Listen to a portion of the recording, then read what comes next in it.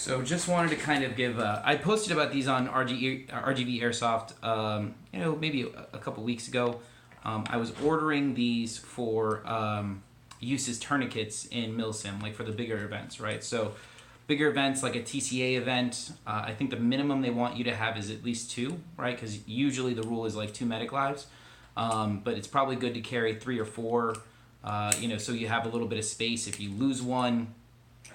Generally, before I've kept ace bandages or strips of Velcro in this pocket, right? Just your general combat shirts, arm pocket, and you can kind of get to that zipper here and there. Drop that out, bring this out. So it's just very easy to cinch and very easy to attach and click, right? So I've seen ace bandage used before.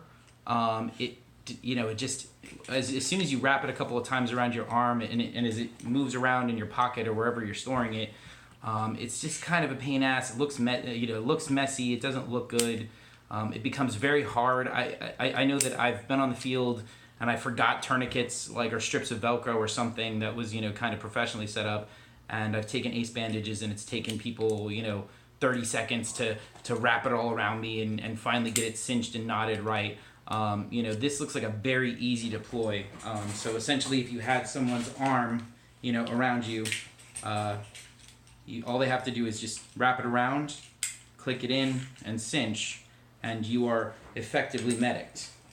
So as an example, I know the camera is going to be hard to pick this up, but even with one hand, you can have it cinched. Now, you can't medic yourself.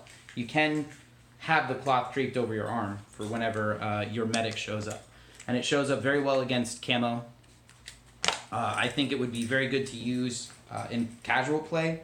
So like in the field here, playing at Combat Zone or at Delta, wherever you're playing, if you needed to do team identification, just having one of these on you, it doesn't restrict blood flow. I mean, it is a real tourniquet, and if you cinched it tight enough, it probably would.